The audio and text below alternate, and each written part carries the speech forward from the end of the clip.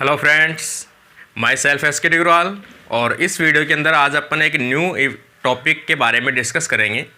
जो अभी जो कोरोना वायरस का जो वेरिएंट सामने आया है ओमिक्रॉन, उस वेरिएंट के बारे में डिस्कस करेंगे कि ये जो ओमिक्रॉन वायरस है या जो वेरिएंट है, ये ओमिक्रॉन वेरिएंट कैसे डेवलप होते हैं, कैसे उनकी रिसर्च की जाती है, कैसे उनके ऊपर स्टडी की जाती है, कैसे इसको आइडेंटिफाई किया जाता है या कैसे इसकी डिस्कवरी की जाती है, उन सब के बारे में अपन डिस्कस करेंगे। तो उससे पहले जो भी स्टूडेंट्स इस वीडियो को या अगर आपको हेल्पफुल लगता है तो इस वीडियो को शेयर ज़रूर कीजिए अपने फ्रेंड्स को, और वीडियो को लाइक और कमेंट ज़रूर कीजिए। तो अभी हाल ही के अंदर अपन देखे भी हैं कि जो कोरोना वायरस का जो वेरिएंट है काफ़ी हार्मफुल सामने आया है, ओमिक्रॉन वेरिएंट। तो सबसे पहले माइंड में ये आती है कि इस प्रकार जो वायरस होते हैं, इन वायरस की डिस्कवरी कैसे की जाती है। तो सबसे बड़ा आता है कि इनकी डिस्कवरी करने के लिए अपन देखें तो कैसे इनकी स्टडी की जाती है।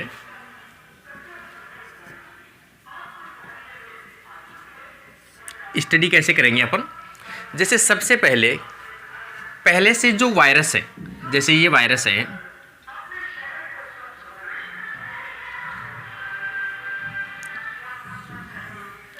ये पहले से एक वायरस है। इस वायरस की स्टडी अपन ने कर ली है पहले से।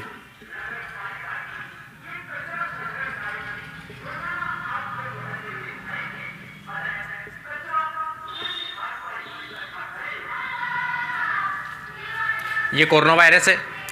कोरोना वायरस की जब आप स्टडी करते हो तो उसके अंदर एक जेनेटिक मटेरियल जो है वो प्रेजेंट होता है। तो सबसे पहले स्टडी के लिए अपन जो सैंपल यूज में लेते हैं,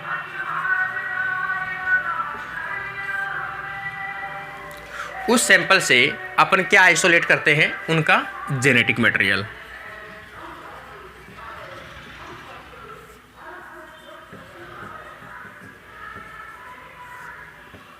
जेनेटिक मटेरियल, जैसे जेनेटिक मटेरियल इसमें कौन सा होता है कोरोना वायरस के अंदर, तो अपन जानते भी हैं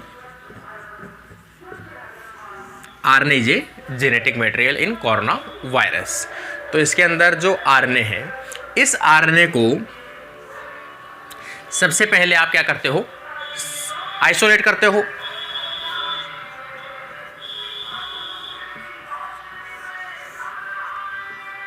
आइसोलेट किया आपने। आइसोलेट करने के बाद में इसको लैब के अंदर इसकी आरएनए जो जीन है या इसका जो जीनोम है उसके ऊपर, जैसे ये क्या है, एक डीएनए है, और इसी डीएनए से क्या बनता है,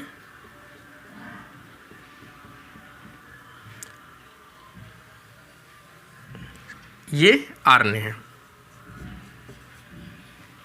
प्रत्येक डीएनए और आरएनए के ऊपर क्या प्रेजेंट होते हैं, जीन प्रेजेंट होते हैं।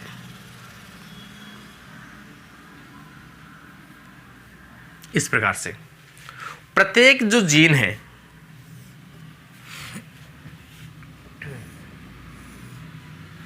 जीन किसे कहेंगे, फंक्शनल फ्रेगमेंट ऑफ डीएनए।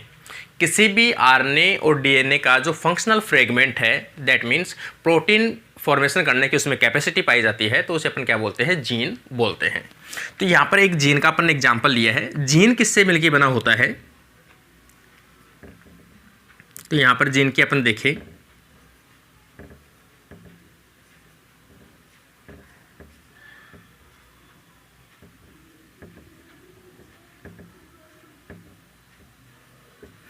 इस प्रकार से ये एक अपन कहें एमिनो एसिड की या फिर न्यूक्लियोटाइड की, ट्राई न्यूक्लियोटाइड की एक सीक्वेंस बनी होती है,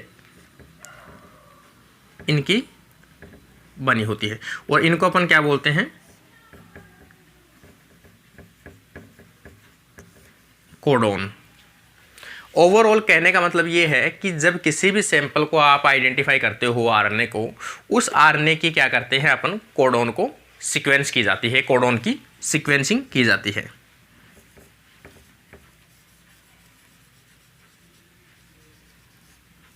कोडोन की सीक्वेंसिंग का मतलब इनका क्रम। कि ये इसी क्रम के अंदर है, AUG और फिर अगला कोडोन कौन सा है, CCG, अगला कोडोन CUU और अगला कोडोन कौन सा है, CCA। इस प्रकार से इन कोडोन की एक सीक्वेंसिंग तैयार की जाती है। सबसे पहले आगे अपन देखें,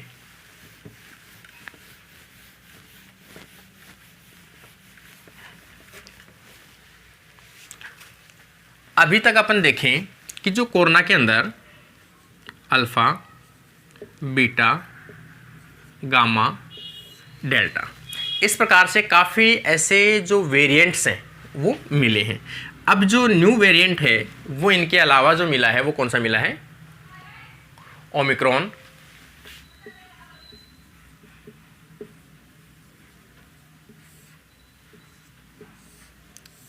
ये एक ओमिक्रॉन वेरिएंट मिला है। अब जो टर्म आता है कि वेरिएंट किसे कहते हैं,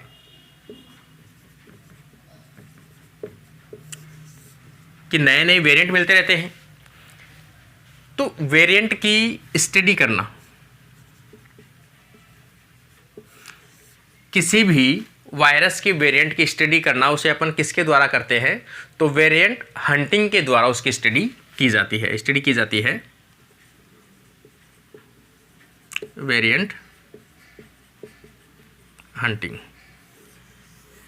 ये एक इसका मेथड होता है, वेरिएंट हंटिंग के द्वारा इन नए वेरिएंट्स जो हैं उनकी स्टडी की जाती है।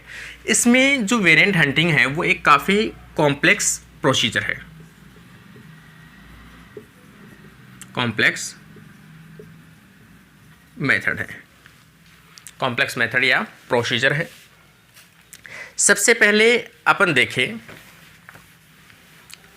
कि इनकी स्टडी की कैसे जाती है, या फिर इसकी स्टडी कैसे की गई थी ओमिक्रॉन की। सबसे पहले देखा गया कि जो साउथ अफ्रीका है,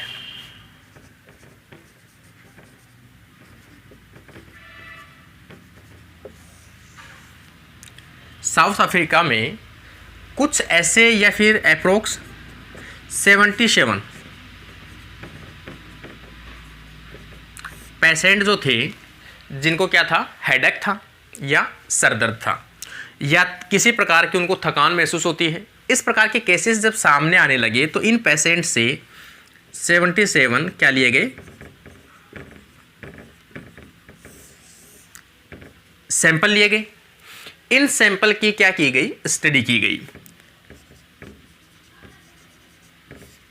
स्टडी के अंदर देखा गया कि जब इनसे जीनोम आइसोलेट किया गया,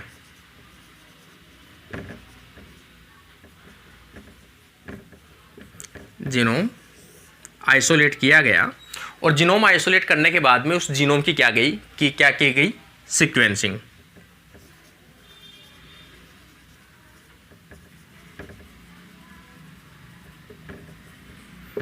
जीनोम सीक्वेंसिंग की गई। जीनोम सीक्वेंसिंग कहें या जीनोम मैपिंग कहें,